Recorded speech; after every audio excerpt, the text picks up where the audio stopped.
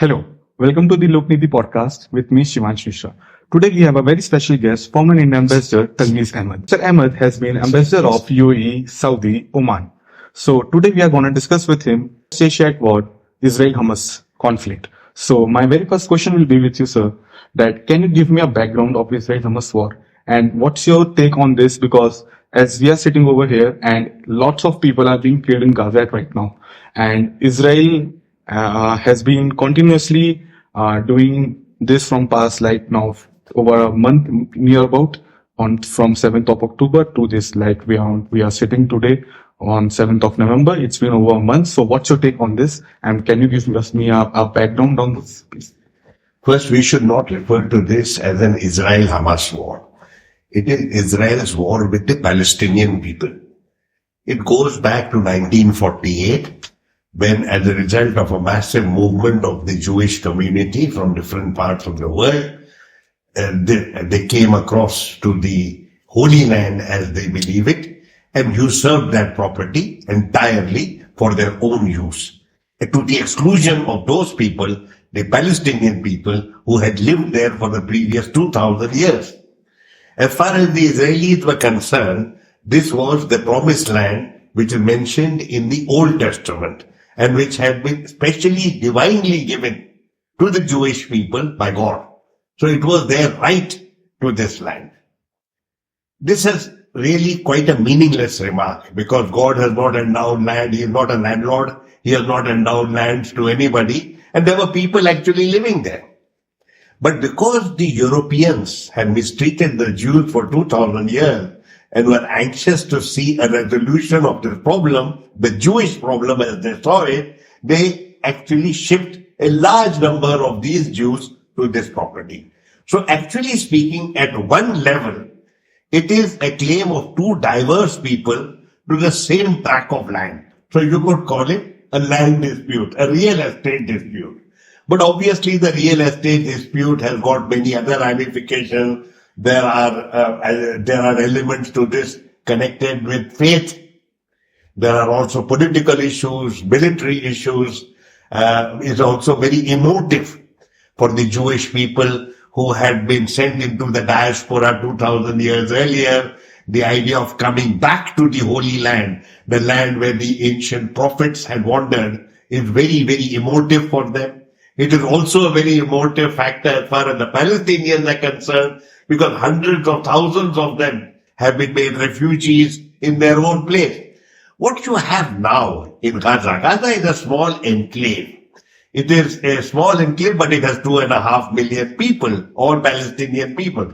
There is no Israeli occupation there. What Israel has done is to besiege that property entirely, so that the contact of our people is only through the Israelis. Israelis maintain a blockade. You have a similar scenario in the West Bank, where you have another 3.7 million people. So you have actually three disputed territories which are called occupied territories. The West Bank, Yes. Gaza, and East Jerusalem. This is contested. As far as the Palestinians are concerned, they have been clamoring for a two-state solution. A solution that the Israelis themselves have accepted, theoretically. And they have also, from the Palestinian side, East Jerusalem is their capital, just as West Jerusalem is the capital of the Israeli people. But Israel has claimed the entire city of Jerusalem as their eternal capital. So you have a dispute relating to Jerusalem, you have a dispute relating to the future of these occupied territories, and you have a dispute relating to the refugees. There are refugees who were displaced by the announcement of the state of Israel and the conflict of 48 and 67. You have Palestinians who have been made refugees. Many of them live across the border in Lebanon itself. So you have three issues which divide Israel from the Palestinian people, and that is the future of these enclaves which are under occupation, the future of Jerusalem, and the future of the refugees. And linked with that, why is this still an issue? Why are we not able to have a two-state solution? That is because in terms of Israeli Jewish extreme religious view, the entire territory of Palestine is divinely endowed to the Jewish people.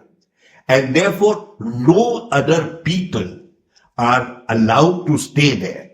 And if they do stay there, they will live under very onerous conditions. It has no basis in law.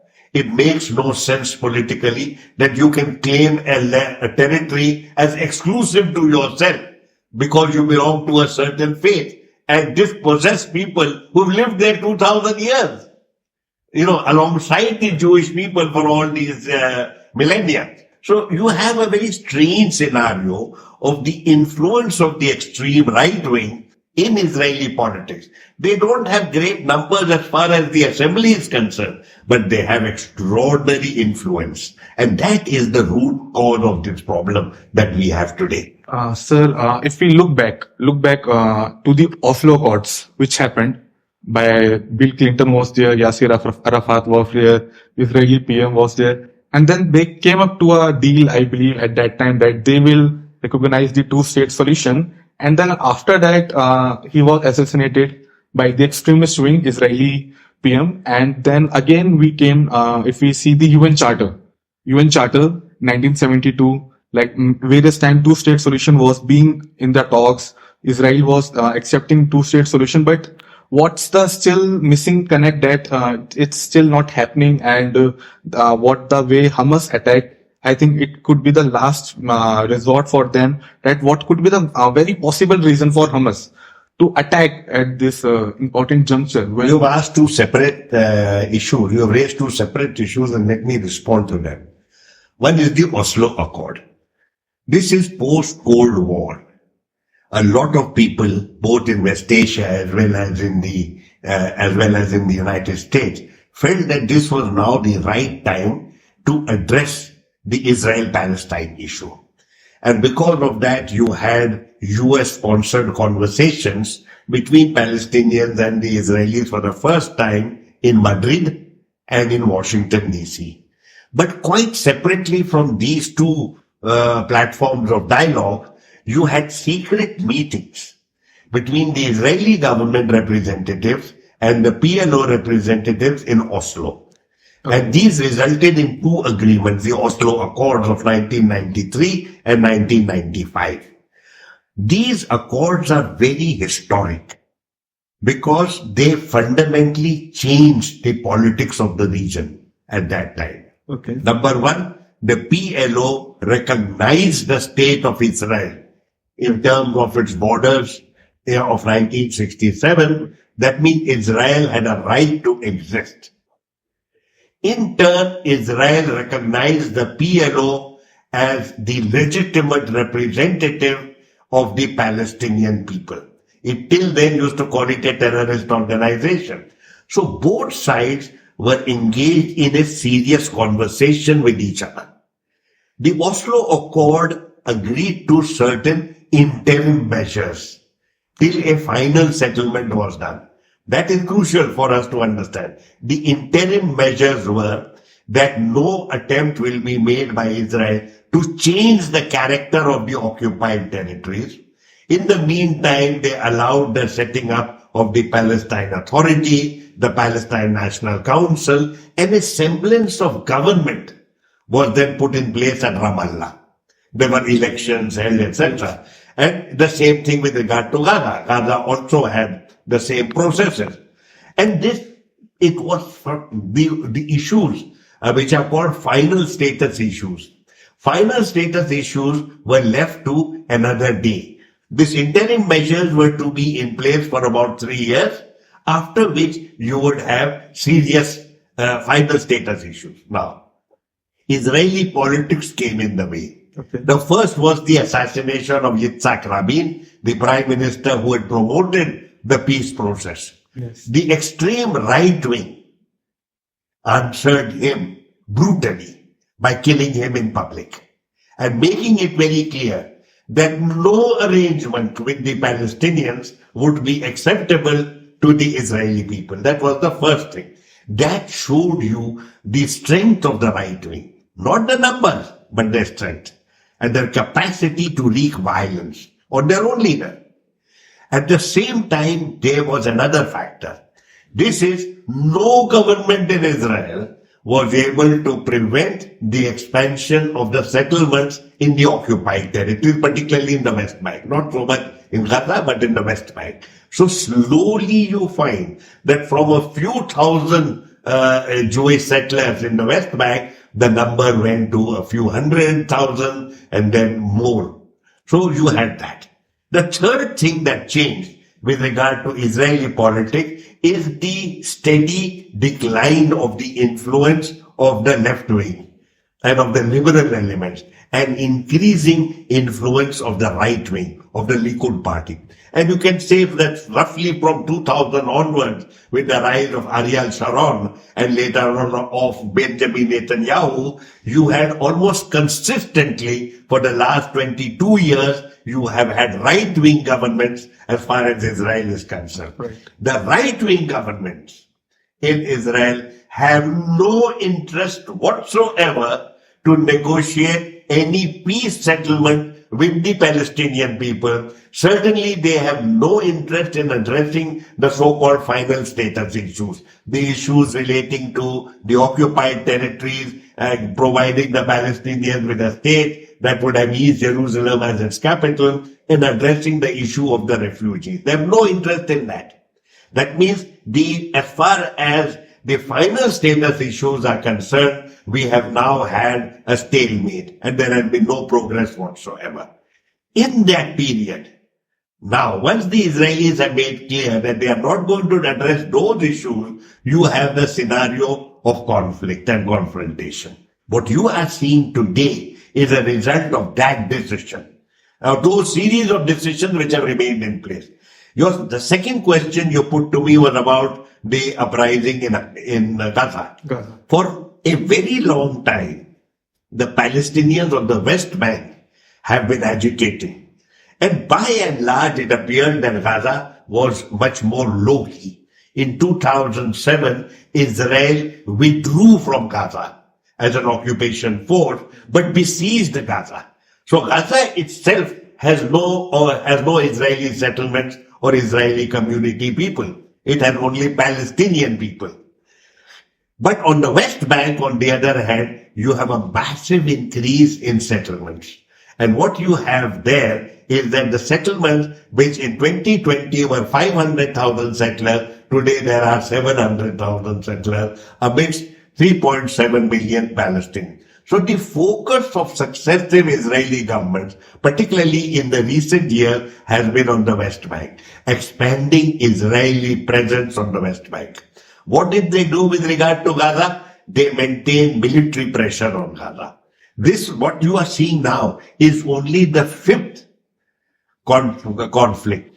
The conflicts have been going on regularly. This is the fifth one, obviously the most dramatic and the most bloody.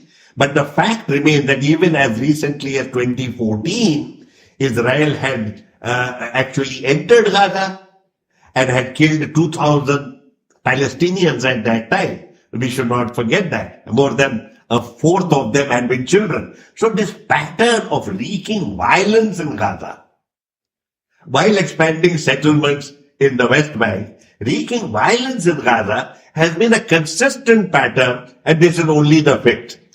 So you think this latest Hamas attack is the repercussion of what Israeli had did in previous with the people of Palestinian? And one more question on this, who are the real representative of Palestinians, like the PLO or the Hamas? Because earlier we know that Hamas also gained power. Yes. They also So you have put two questions to me. Let me respond to them. The first is the recent conflict. The recent conflict is a continuum. Okay. The confrontations between the Palestinians and the Israelis never stopped. So it's not something new. There's a continuous process.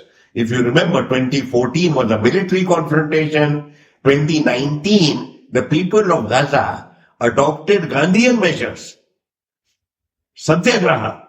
They would walk up to the border in large numbers, no weapons, no stones, nothing, just protesting against the siege to which they were subjected.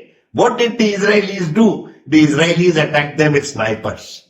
And 250 Palestinians were shot dead. Okay, this is the Ghanaian measure. In 2021, there was another uprising, this time from the Islamic Jihad, which is the other Palestinian group in Gaza. And the Israelis hammered them the same way that they are doing today. Those people showered certain missiles in those days, very small number. So you will see continuously, 2014, 2019, 2021, there have been these skirmishes. What happened is, Israel appears to have taken its eyes off Gaza. They got the impression, we have still a long way to go in terms of fully understanding what happened, but it seems that their focus was on the West Bank. Ever since Netanyahu formed his extreme right-wing government in December last year, his ministers have been focusing on expanding the settlements in the West Bank and deliberately and consciously provoking the Palestinians. Expanding settlements, those settlers are out now. They carry out continuous attacks. Do you know that in this year itself, more than 600 attacks have been launched by the settlers on the Palestinians, and already several hundred Palestinians have been killed in the West Bank. Okay. Nothing happened in Gaza. Then what they did was their ministers used to deliberately walk through the Al-Aqsa Mosque. Deliberately ensure that the while people were doing their prayer, they were arrested. 350 of them arrested and taken away. What were the Israelis doing, these right-wing ministers? Asserting their ownership over these premises. That you may have constructed a mosque, but below that is our temple, and the mosque is secondary value, that temple is going to come up. So it created, there has been a climate of confrontation deliberately being built up.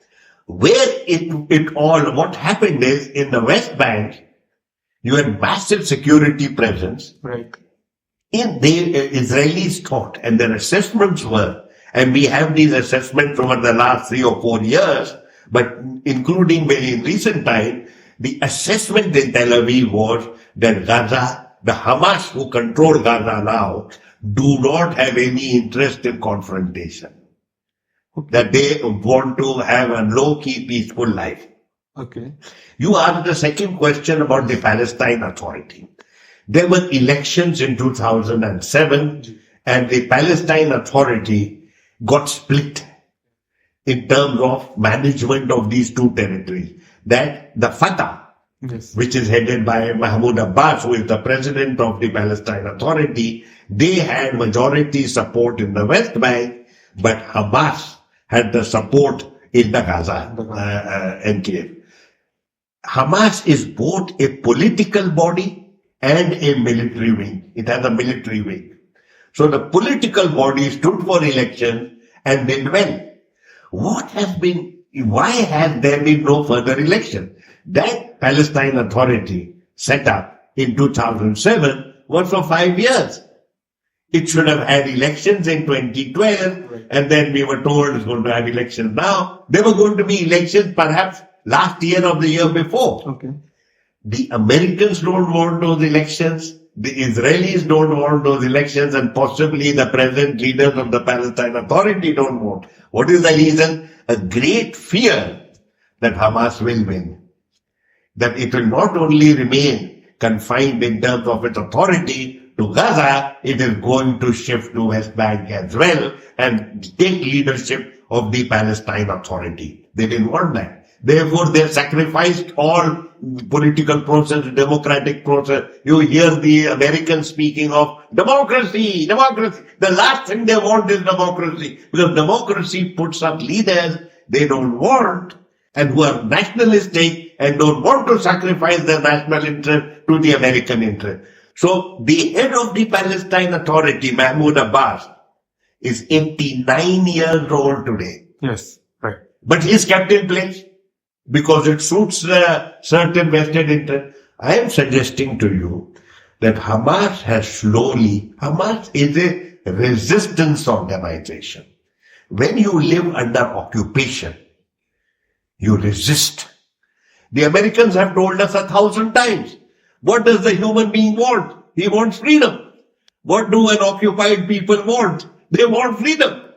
Are we shocked? Of course we are not. We also have had a freedom struggle. And part of our freedom struggle, there were elements who resorted to violence. Not many of them because of Gandhiji's influence and the Congress Party's influence. But the fact remains that occupation is not acceptable to any people.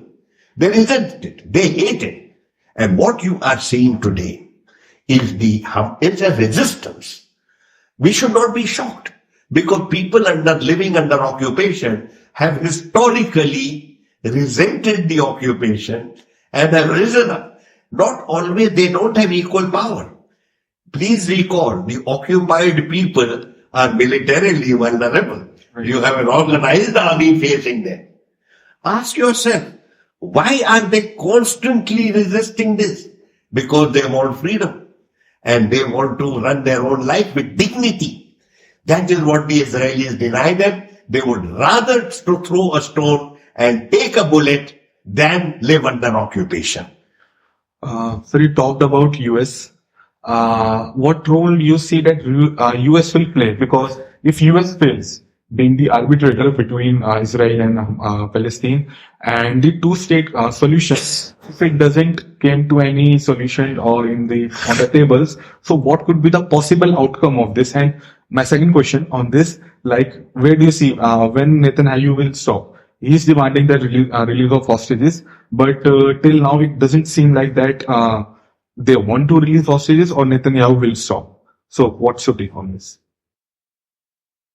The United States has been strutting on the world stage as the most influential great power. Right. And the Israelis have said that the only power that matters as far as they are concerned is the United States. But if you look back at the pattern of recent history, since when did the Americans ever influence Israel? It has always been Israel that has influenced the Americans. Earlier we used to speak of an Israel lobby, right, which had large numbers of Jewish people and others who were supportive of them. I have mentioned many times and I say it again, Israel is not a foreign policy issue in the United States. It is an integral part of their domestic politics. There are large sections of the American establishment, the White House, the Senate, the Congress, and the media, and the financial sector, and the arms lobby, and various other influential groups which are extraordinarily pro-Israel. There is no president in the United States who can sit in the White House and take a position that is the Israeli government at that time does not want. So it has always been, the pattern has always been, it is Israel that dictates policy, not Washington DC. The same is being repeated today. Okay. All of us again said, oh, United States, Biden rushed to Israel and said some of the most extraordinary things. He just arrived and he's already saying, that this hospital that has been attacked, I fully agree that it was not Israel, it is the other team, as if there's a football match going on. This is one of the most astonishing spectacles of a US ambassador, of a US president making such a total support for Netanyahu. This is the same Netanyahu that Biden had said he doesn't want to speak to, and for 2.5 years did not allow him to enter the White House. But when the conflict began, the Americans did what they do best, total support for Israel. No condition whatsoever. They have not attached their name to any call for a ceasefire, for a truce, for a peaceful settlement of issues, for addressing issues. In fact, I was shocked to hear they said that a ceasefire at this point would be counterproductive. Counterproductive for what? Already 10,000 are dead. Do you have a numbers game going on that you want to reach, that once that number is reached, then it will be less counterproductive? This is absolute nonsense. There is therefore a deep sense of, for certain people, disappointment, not for me. I knew that this is the only American policy that is ever likely. United States has a complex set of domestic issues. Today you have an extreme Christian group. It's no longer the Jews that are supporting a pro-Israeli posture. Yes, there are many of them. But overwhelmingly, the support that is coming for Israel is from the Christian right wing, the evangelists, who have a certain understanding of the Bible, which requires them to support Israel at this point, so that there is a second coming when Jesus Christ returns once again and annihilates the Jewish people. This is the understanding of the extremist Christian. As far as the Jews are concerned, they say we don't believe in the second coming. So long as you support us, we are all right with that. And about second coming, that will take care of it, and we don't support it anyway. Our Bible doesn't refer to the second coming. So this is the scenario. Where is it all likely to go? Very difficult to say. Because in its public remark, Israel has made some very sweeping, extreme targets. Total annihilation of Hamas. Very difficult. They've already killed 10,000 people. They've mentioned 5 Hamas names. Yes, right. They destroyed day before yesterday an entire neighborhood and 110 people were killed. They said there is one Hamas chap in the tunnel below that building. That entire neighborhood destroyed. They are also attacking refugee camps now. Refugee camps have been right from the beginning. See, there is a bitterness, there is an anger, there is a ruthlessness, there is a cruelty in the Israeli approach. And the reason is important for us to understand. And that reason is that politically and militarily, the Hamas attack on 7th October is an extraordinary debacle for Israel. Right. This is the key. That the various centers of Israeli power, the political and the military and the intelligence, have been found seriously wanting. People like me have raised the question, when did Israel last fight a war? 50 years ago. Right. In the last 50 years, what has the Israeli army done? Attacked refugee camps, attacked people who are miserable, who don't have an army, navy or an air force. We have got a small militia group who are fighting against occupation, and they have pounded them from the air and killed several thousand of them. This is an army. And even that army failed against this ragtag group. There was no intelligence. 1,400 Israelis were killed. Right. What you are seeing today has nothing, these attacks of Israel have nothing to do with any military advantage. It is an effort towards exacting the maximum price, the maximum collective punishment that you can impose on a people who have exposed your nakedness, the poverty of your politics and the inferiority of your army exposed completely. This is a very serious strategic debacle. What you are seeing today is a desperate attempt by the political and military leadership to somehow convince the Israeli people that revenge has been taken, that we fought back, that this is a cruel terrorist fighter, and we fought back. We've killed 10,000 of them, and we are going to kill more. I have said in my remark, Israel follows a kill rate, a ratio, 1:10. Right. So up to now, they killed about 20 Israelis, they would kill 200 of them. Killed a little more, they would kill 2,000. Now you have 1,400 dead. They only reached 10,000. They have to reach 4,000 more before you can reach the kill rate of 1:10. The second bit is very, very important for the Israeli government to show to the Israeli people the heads of at least some of the prominent leaders they have killed. I want to assert to you with all responsibility, this leadership in Tel Aviv has no interest whatsoever in the hostages. Okay. For them, the hostages are just collateral damage. Their interest is killing the maximum number of Palestinians, which is ongoing. Right. And number two, looking out and seeking to kill at least a few prominent leaders from the Hamas side. And if the hostages get killed, so much the better. It doesn't matter to them. Where What we would like to have seen, and I think this is what Blinken is attempting, that they need desperately a face-saving measure. Can you have an arrangement in terms of which the bulk of the hostages would be liberated? But how do you achieve that? It means that Netanyahu would have to sacrifice something. What he's worried about is his future career. The least he's interested in are the hostages. Therefore, this hostage, and if you get the hostages, what are you going to concede to Hamas and to the people of Gaza? You will have to, and you have said, I want to annihilate every Hamas member, even if I have to kill 10,000 or 15,000 Palestinians. How do you achieve? So you have an impasse. The impasse is entirely due to the struggle for survival, political survival of as far as Netanyahu is concerned. The Americans sadly have failed the international community, and I think they have failed the Israelis as well as the Palestinians in this regard with their cowardice. They should have had the courage to tell Netanyahu, enough is enough. The UN humanitarian bodies have spoken. Right.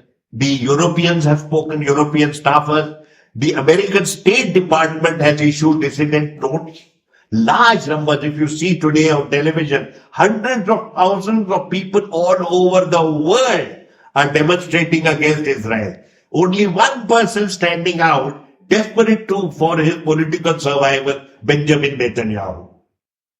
Sir, do you think that organizations like UN has been failed to address the issue and to bring a concrete plan for the issue of Palestine?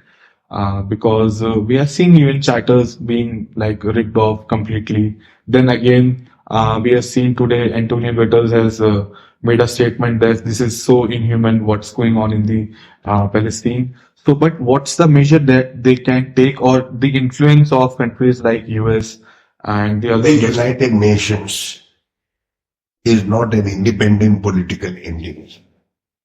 Okay. It is an assembly of sovereign countries.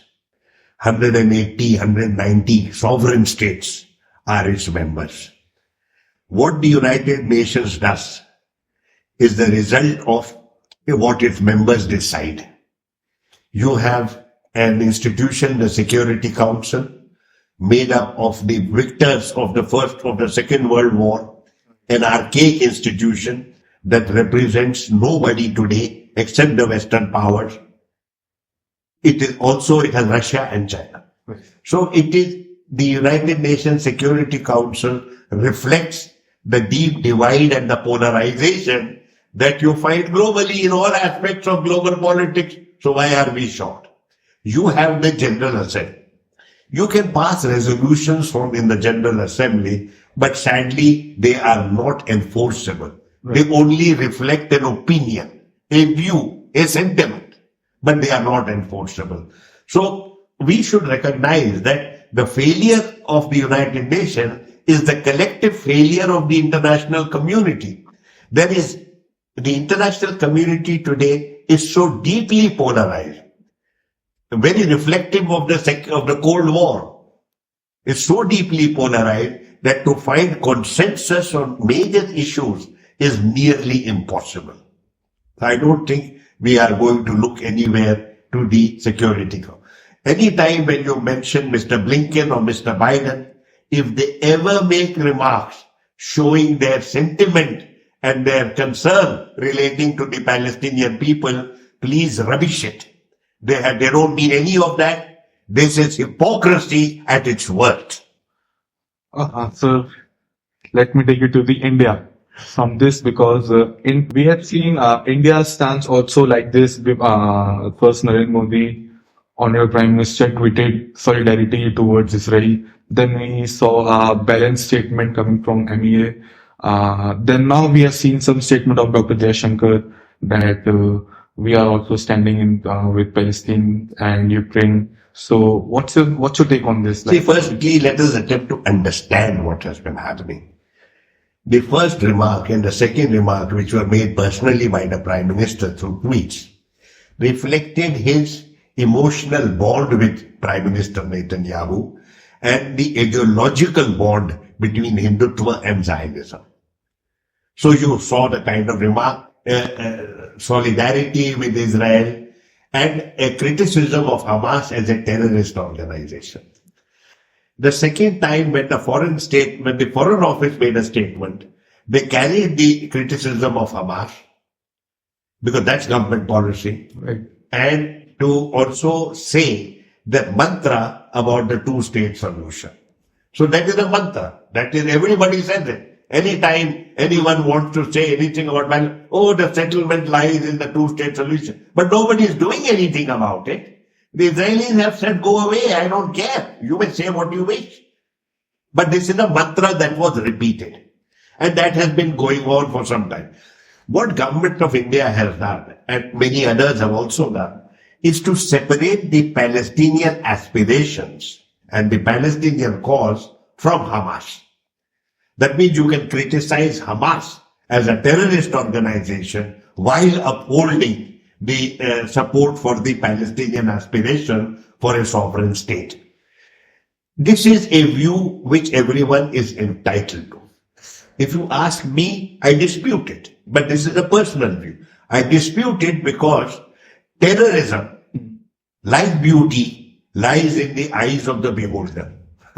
One man's terrorist is another person's freedom fighter. I mentioned to many people in India itself, look at the photographs that we have in many government offices today. Those were people condemned as terrorists in their time, but they lived under occupation.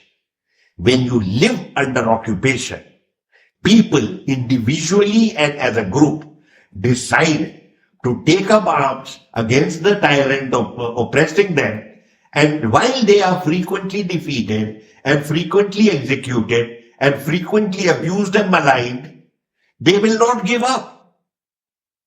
Their resistance by people to occupation by a foreign body is not acceptable. As I understand it, and I'm saying this very clearly, Hamas reflects the aspirations against occupation. They live in Gaza in the most obnoxious conditions. It has been called the world's largest open-air prison. A Jewish visitor said it is the world's largest concentration camp. So I see this. I get very agitated when loose language, loose terminologies are used, like terrorist and all, and you think that the debate is over. Even then, I would simply remind you today that academics no longer use the word terrorist. They use the word violent extremist. Let us live with that. When you use the word terrorist, you have taken a public posture. But then you open yourself to another aspect. The same literature that discusses terrorism also discusses state terrorism.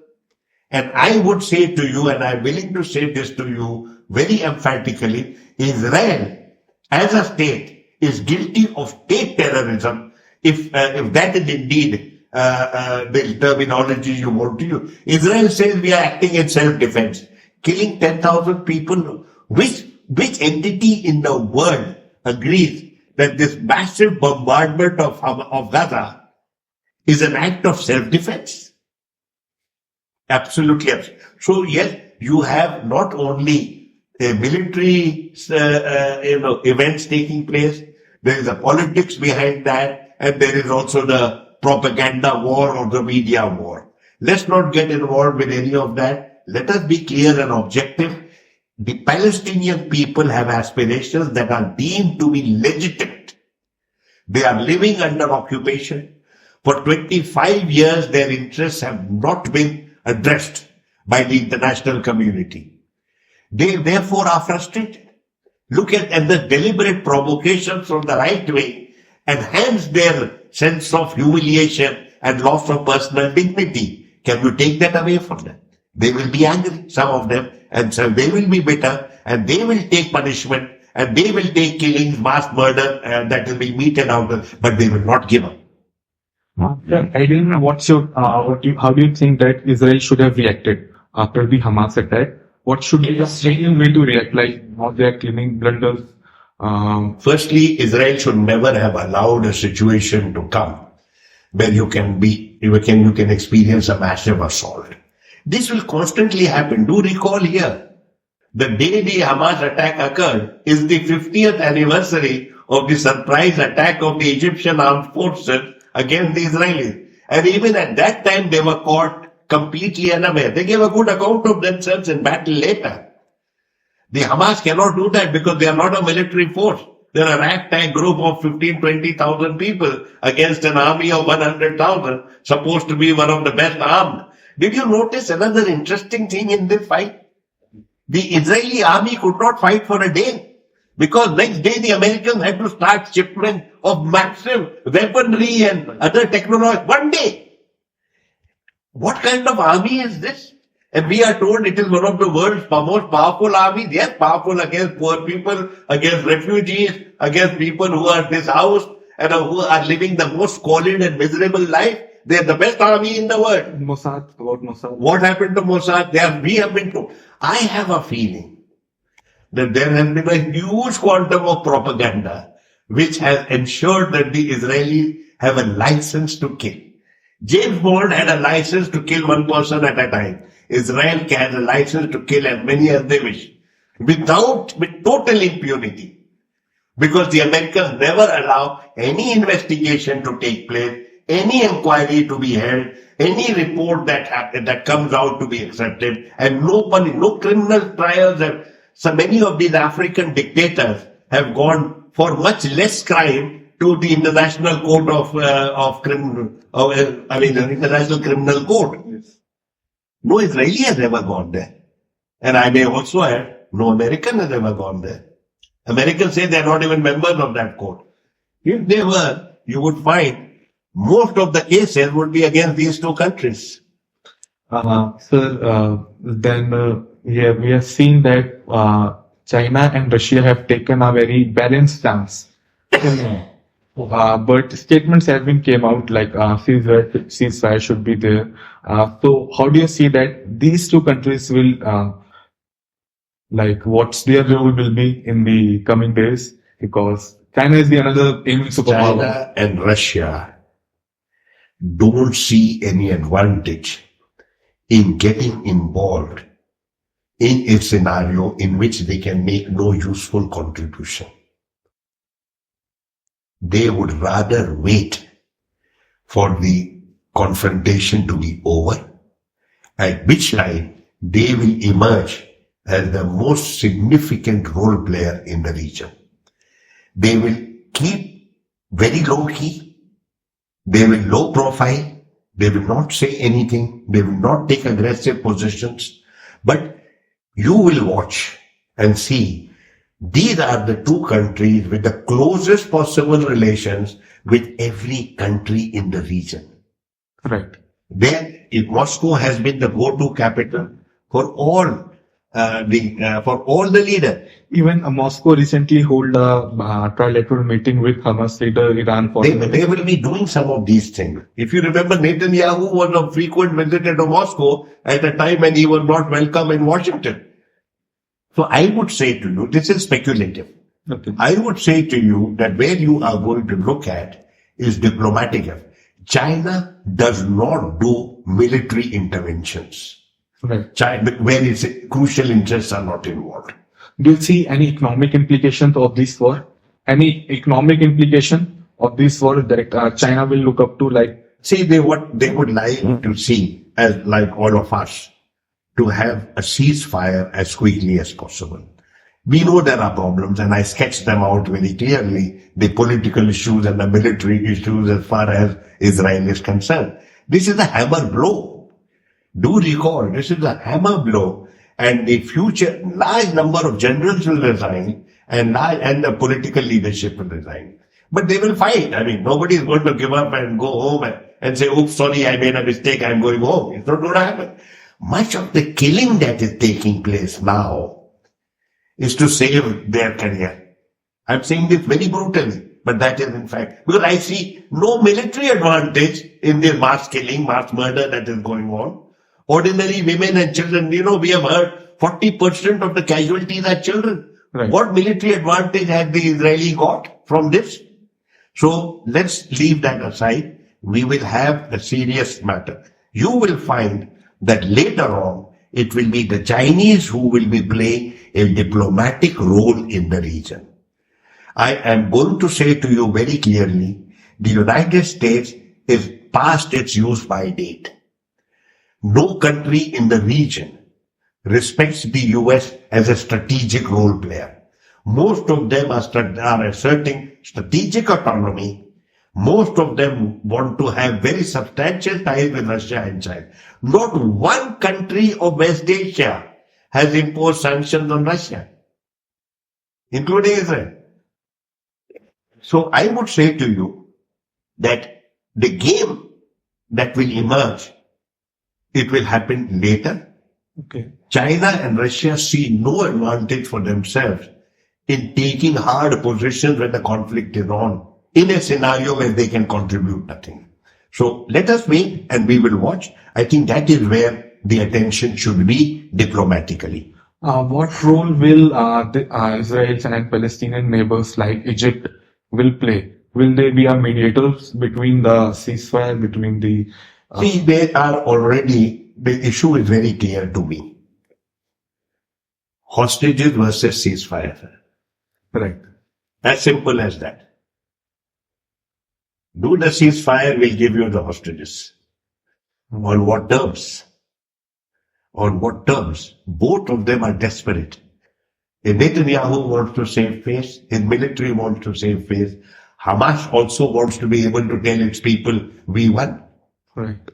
With all the bloodletting, we won. We are still there. They said they would annihilate us, but we are there. So there are issues, very painful issues to be addressed. The Palestinian people being murdered are just collateral damage in this scenario. So, and I mentioned to you, hostages don't count as far as Netanyahu is concerned. Right. This is the issue. So what can anybody mediate? What must be happening? What is Blinken moving around in all these capitals? He must be seeking. They are individually influential people. Turkey and Qatar and Egypt have influence with Hamas traditionally. The United States has influence with Israel. Influence never manifested so far. So in this, there must be a kind of conversation taking place as to how we can get this imbroglio over. But I don't know if this is the right time. As far as Netanyahu is concerned, and the Americans have gone along with him, no ceasefire. That means they would rather push the assault on Palestine rather than go for the ceasefire. In this, many more hostages will be killed, I fear. But finally, when there is a settlement, if there are any hostages left, it will be on that basis. But what the Israelis are demanding, they want clear evidence that Hamas has been emasculated as a political force and a military force. Because what happens, suppose now, if the Israelis say we are going to be the army of occupation in Gaza, so be it. Right. They will be the army of occupation. Every day there will be attrition. Every day there will be somebody killed on both sides. Correct. Right? If you have a people who have lost almost all their buildings and all their families have been seriously harmed, what do you think they are going to do to an army of occupation? It's going to be a miserable long haul as far as the Israelis are concerned. They will say we are doing this to find more and more Hamas leaders and commanders. So be it. But you know, when there is a resistance movement, it doesn't matter whether you get 1 leader, 2 leaders or 10 leaders. Leaders emerge from within the ranks. The Hamas was not created today. The Hamas was created in 1987 and has taken a lot of beating during this period. And yet, have you noticed, their firepower has continued to increase and improve. Hezbollah today in southern Lebanon is a formidable force in its own right. So if you keep on postponing the political settlement of issues, you find over a period of time that your resistance, the army, of the people whom you are confronting, improve their capacity to harm you.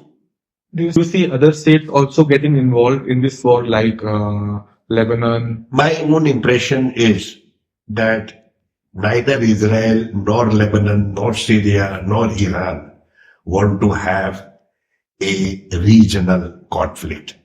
And the reason to my mind is very simple. Even if there was a regional conflict, there would be extraordinary damage, extraordinary destruction, but it would not yield any result.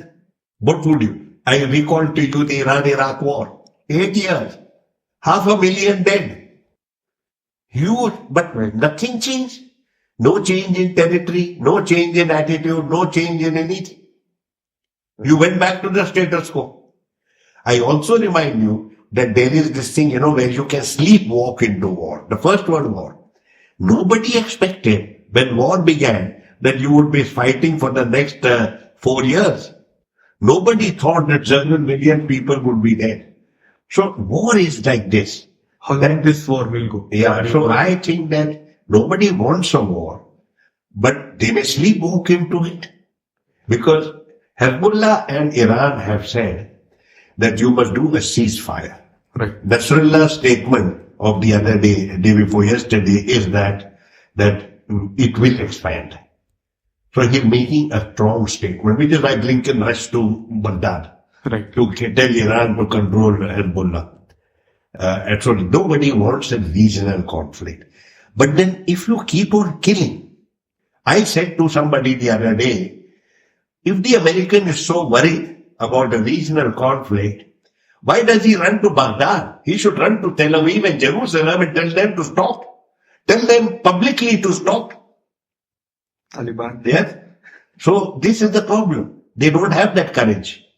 They are a superpower where their both super and power are questionable, because you are not doing anything. You just put 2 aircraft carriers in the East Mediterranean and pretend to be a superpower. Nobody listens to you.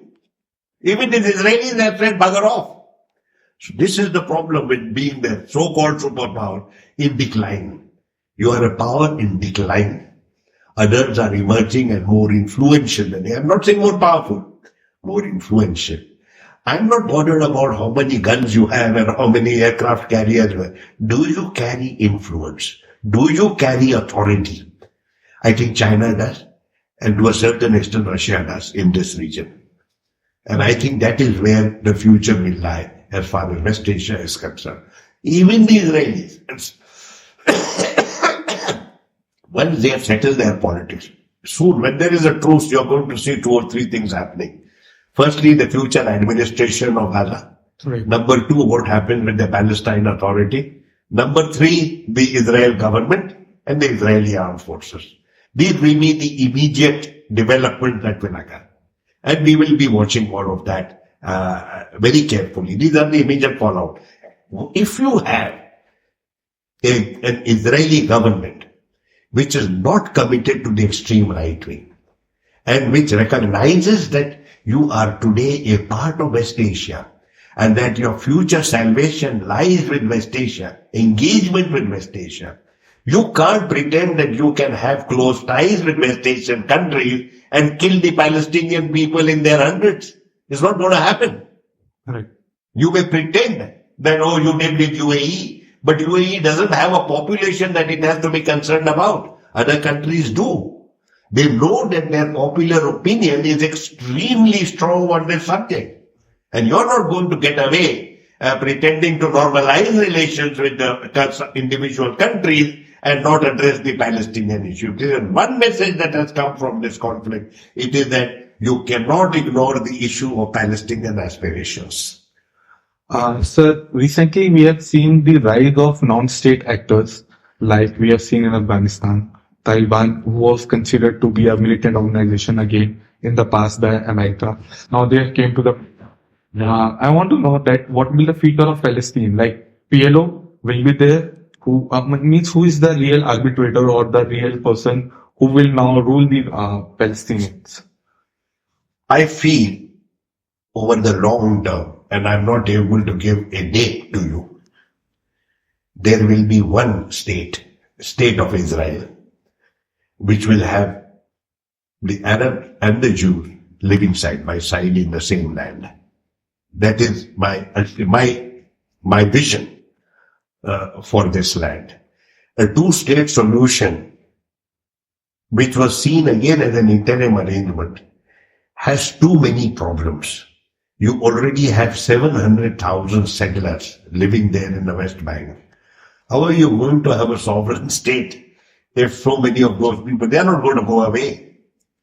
The Israelis have been trying to create something like what was done in South Africa, where you created these homelands for the black people.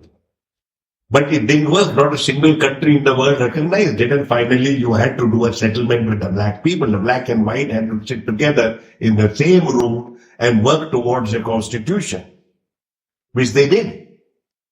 I'm not pretending that the circumstances are similar, but there is a model right behind us, and that is a model that we may need to look. Ultimately, that is what happens when people are very deeply divided, very polarized, deep historic grievances, and there has been no communication with each other. You think the worst of the other, and you have long history of mutual abuse. Ultimately, the solution will be not a wall dividing you, but the absence of a wall where you live together in peace. Right. So, sir, how will you conclude this war? Like, how do you see long it will take on like a Ukraine war? It will go for a year, or like you see that soon we can get an end to this war, like in 15-20 days. And who will be the mediator, the real mediators? Who will hold the power, like Qatar or Egypt? Who will be behind the? Neither of these things is going to happen. Okay. The war will end when Israel decides to go for a ceasefire. When it decides and what set of circumstances encourage it to go for a ceasefire is very difficult to tell. Because as I pointed out, both the political and the military leadership is under extraordinary pressure because they have lost the confidence of their own people. So, but that will be the first step. There is no question of Hamas being quote unquote annihilated. It's not going to happen. Hamas is an integral part of the community that lives there. There is no separate bunch of people called Hamas. It's like the Taliban. Taliban were an integral part of the Afghanistan nation. And that is why they were able to fight for 20 years against the American occupation. So ultimately it is the American who packed his bags and ran. I'm not saying Israel will do the same, but the scenario is not the same. The US was an occupation force from day one. Israelis have now settled very deep into the soil, but they are fighting a people who are also part of that same soil. So you can't, ultimately you have to be together. So no, there's no mediator. Okay. It is Israel's personal decision on terms that they find acceptable with regard to the hostages and with regard to the situation in Gaza. More importantly, they want to ensure that Hamas is emasculated as a political and military force. That is what they want. I'm not sure how you can guarantee that being achieved unless you line up a large number of them and shoot the whole lot and say Hamas is annihilated. It won't be annihilated even then. Yeah.